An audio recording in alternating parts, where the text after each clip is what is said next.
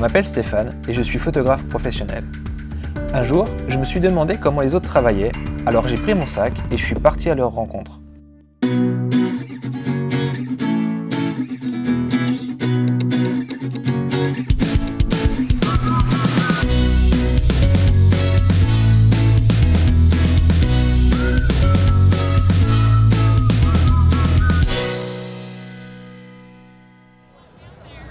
Bonjour à tous. Et non, vous ne rêvez pas, je suis bel et bien à New York. Après avoir exploré les forêts canadiennes et les immeubles de Toronto, j'ai traversé la frontière pour me plonger dans un décor de cinéma et vivre le rêve américain. Depuis peu, les photographes du monde entier peuvent découvrir la ville de New York sous un autre jour grâce à des safaris photos.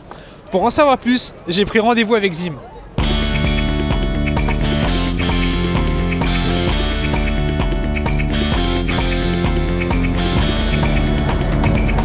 Pourquoi as-tu décidé qu'on se retrouve à Times Square?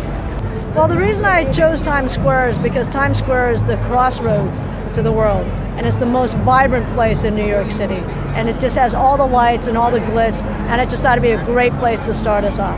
Peux-tu m'expliquer rapidement ce que c'est qu'un safari photo? New York City Photo Safari is basically a photo tour. We take people out and we show them how to take pictures here in New York City and how to use their cameras a little bit better. Je rejoins Zim à l'occasion d'un safari photo nocturne à Times Square. À sa demande, chaque participant est venu accompagné de son trépied. Les explications claires de notre guide et sa connaissance parfaite du lieu permettent à n'importe quel débutant d'obtenir rapidement de bons clichés de la ville. The idea for doing photo tours is not really a new idea. It's been around for a number of years. And I had customers who were asking me if I could tutor them how to take photographs. And I also had friends and family who were asking me the same question. And so over time, it just became basically a no-brainer. We started Photo Safari as a way to help regular people just figure out how to use their camera, but also how to get to a great picture. So that's really the inspiration for keeping it going, because it's not about equipment, it's about how you see the world and how you convey that on a photograph.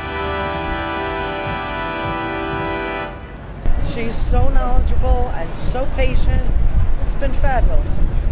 À Times Square, la nuit est très lumineuse. Pourtant, pour faire mes photos, j'ai utilisé le flash à plusieurs reprises. Pourquoi et comment utiliser le flash en ville la nuit? Le flash est utile si l'on veut figer des sujets en mouvement. Il est aussi pour photographier des portraits. Mais attention au mode automatique. Prenons l'exemple du portrait. Le mode automatique peut dans ce cas provoquer deux sortes de désagréments. Avec le flash ouvert et sans pause longue, le capteur n'a pas le temps de saisir la lumière ambiante, alors que le visage, lui, peut être surexposé. On obtient alors une photo avec un visage trop blanc et un arrière-plan beaucoup trop sombre. Avec une pause longue sans flash, on obtient une photo avec un arrière-plan exploitable. Cependant, le visage qui n'a pas pu rester immobile pendant la pause n'est pas parfaitement net.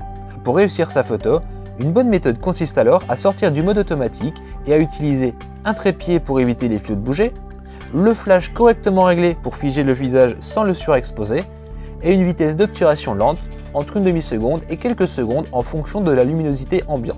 Des ajustements et essais seront nécessaires pour trouver la bonne configuration et obtenir un résultat naturel. Vous pouvez évidemment tester cette technique dans n'importe quelle ville, mais Zim nous explique pourquoi elle a décidé de s'installer à New York et d'y proposer des safaris photos. We also do other photo safaris throughout the city. We, for instance, offer Central Park. We do one in Lower Manhattan as well. We do Madison Square Park. The thing is that we like to offer a variety of safaris so that people can choose what they want to shoot, because there's so many different ways to shoot the city and so many different things to shoot in the city as well. There are a variety of reasons why I live in New York. I don't think New York City is a perfect place to live, but it's a great place to live. For me, for right now, the culture here is amazing. I get to meet a lot of different people. It's a really vibrant city, and there's a lot of art and quote-unquote culture here, so it's really inspiring as a photographer. Just yesterday, I went on a little bit of a gallery walk. I was looking at other people's artwork, and that really helps to keep my brain a little bit fresh and inspired with other people's work. So New York is wonderful for that. Apparemment, tu es une personne qui voyage beaucoup. Combien de pays as-tu visité jusqu'à maintenant? In January, I completed my 47th country. And, you know, for me, travel has been something I've done my entire life. And it's about traveling it's not just about traveling, it's about experiencing. It's about experiencing a culture and a people and a place. And the things, it all comes together. And through photography, I feel like I'm able to see things a little bit better. I was traveling through Egypt a couple of years ago. And if you ever go to Luxor, you're actually, and you go to the Valley of the Kings, you're actually not allowed to bring your camera into the Valley of the Kings. There's no photography allowed, okay? And I didn't know that before I got there. When I got there, I had to leave my camera behind with our driver. And I realized at that point, I was there, it was amazing, but I wasn't experiencing it the way I really wanted to.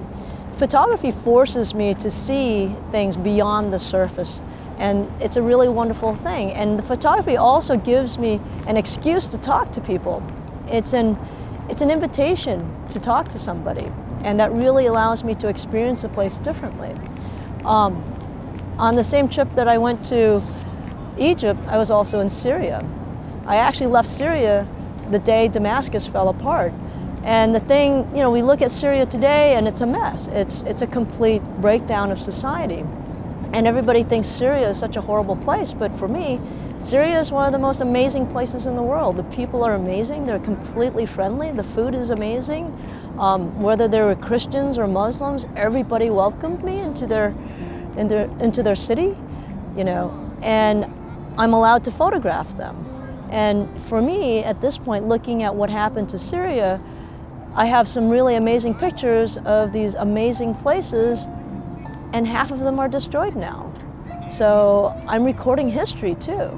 So traveling is not only about an experience, but it's about recording the things that I'm seeing and being allowed to share that when I get home with a greater audience of people who are never going to travel, or people who are too afraid to travel, or people who want to travel, and to say, yeah, you should go.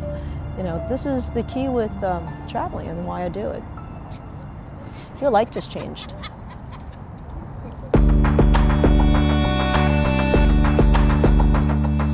Avant de partir, Zim a tenu à me faire une surprise en m'emmenant dans les coulisses d'un lieu bien connu pour un shooting photo insolite.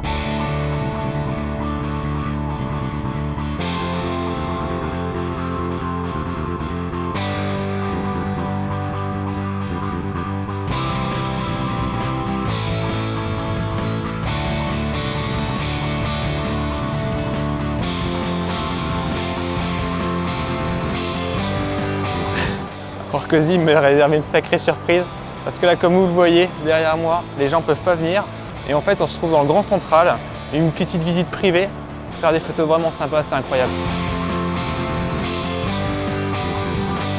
On est au haut de Grand Central Terminal, c'est impressionnant.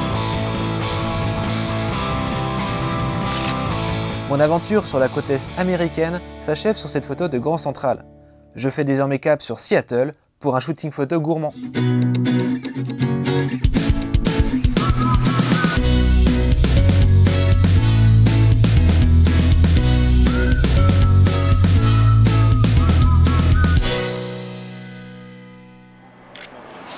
Je pouvais vraiment pas partir de New York sans voir le garage de Ghostbusters.